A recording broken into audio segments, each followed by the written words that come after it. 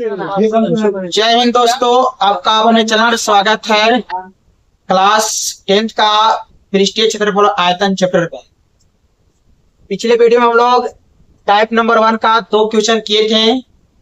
आज के वीडियो में हम लोग तीसरा सवाल उसी टाइप का करने जा रहे हैं।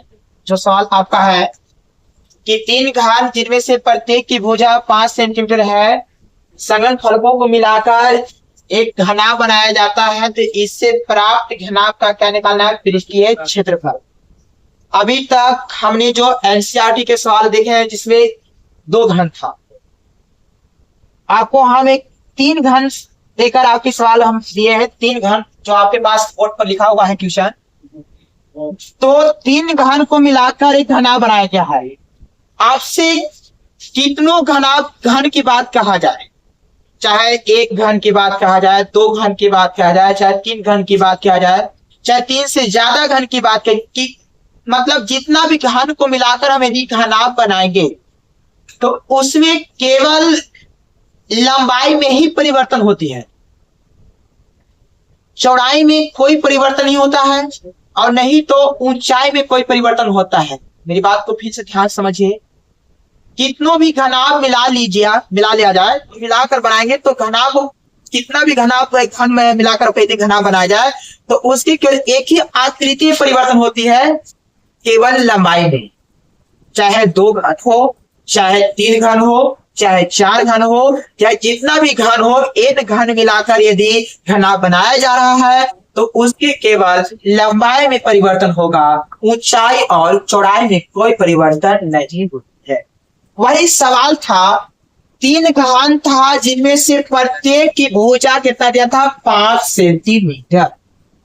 तो एक घन का भुजा ये 5, इसका भी 5 और इसका भी 5।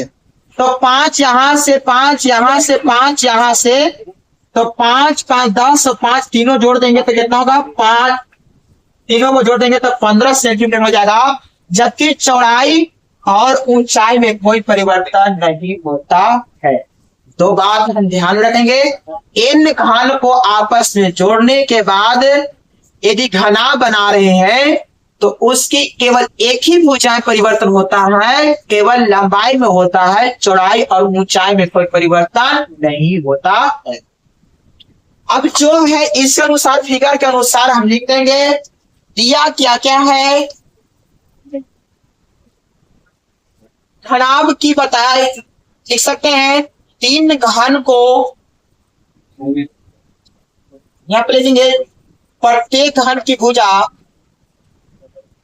प्रत्येक घन की भुजा जो कितना है? 5 सेंटीमीटर। 3 घन को आपस में जोड़कर घनाभ बनाया जाता है तो प्राप्त घनाभ का लंबाई L का जो मान होगा वह 5 10 5 15 सेंटीमीटर होगा। हम बोले कि जब इन घन को आपस में जोड़ दिया जाए तो केवल लंबाई में परिवर्तन होता है, चौड़ाई और ऊंचाई में कोई परिवर्तन नहीं होता है। तो यदि चौड़ाई की बात किया जाए, जिसको हम B बोलते हैं, वो आपका 5 सेंटीमीटर हो जाएगा। और यदि हम ऊंचाई की बात किया जाए, ऊंचाई तो ऊंचाई भी कितना हो जाएगा? 5 सेंटीमीटर हो जाएगा। तो अब यहां से लिखेंगे हम प्राप्त घनाभ का पृष्ठीय क्षेत्रफल 2 into LB plus PH plus LH। अब हम मान रखेंगे यहाँ पर 2 के 2। L का मान कितना मेरे भाई? 15। B का मान कितना है? 5। B का मान कितना? 5। H का मान कितना? 5 है। फिर क्या है? LH तो प्लस है L का मान 15 और H का मान 5।